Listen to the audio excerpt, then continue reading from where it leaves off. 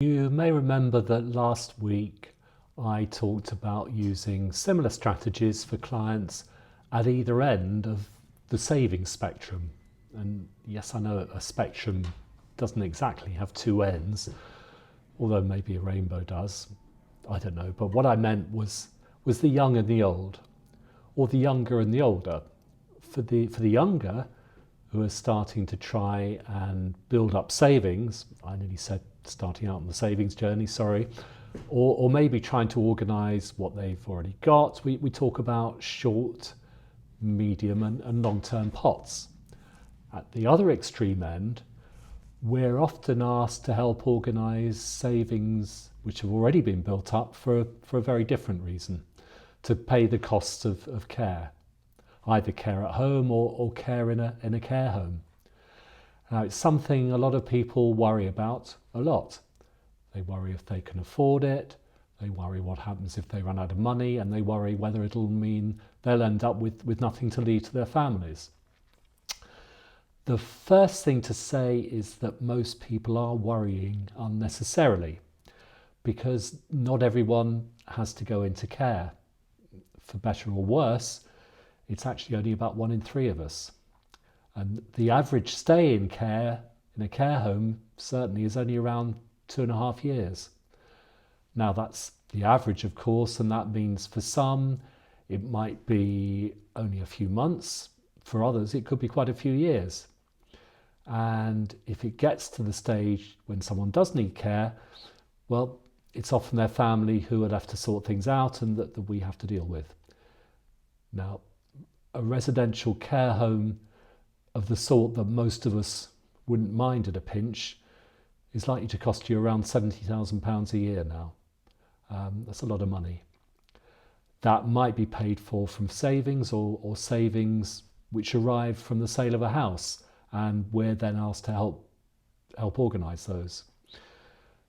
The thing to remember, first of all, is that other income from pensions and so on doesn't actually stop when you go into care. And that can make a big difference. It might mean that the £70,000 a year is reduced to maybe 50,000. Still a lot of money, but it helps.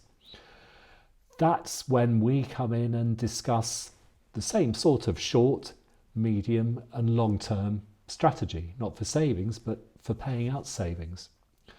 Short term, we suggest you keep enough in cash, probably on instant access, for 1 or 2 years care costs. Then put another couple of years worth into some fixed term deposit accounts where the money's guaranteed, you're going to get a higher rate of interest. It doesn't matter if it's tied up for a couple of years because you shouldn't need it until then.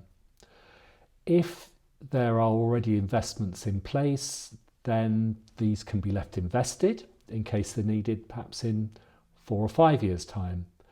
Or that longer term money can be invested, probably invest in investments that we call cautious, without too much in shares.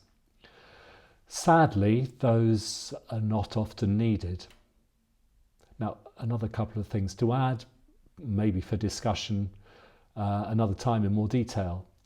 You can use the money to take out something called a care fees annuity, where you pay a big lump sum. How much depends on your state of health, bluntly how long they think you might be in there. The insurance company, and Aviva are a big name in this, they guarantee that the payments will be made for as long as you need to be cared for. And if that's not very long, you're the loser, or your family's the loser. If that's quite a while, then the company's the loser, and it balances out, I guess, for them over time. That can sometimes be a good idea, because you then know that what's left won't be swallowed up.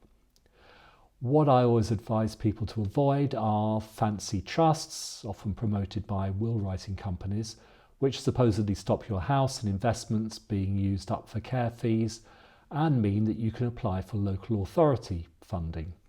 And believe me, you don't want to have to do that. You'll make life much more complicated for yourself and your family. Avoid.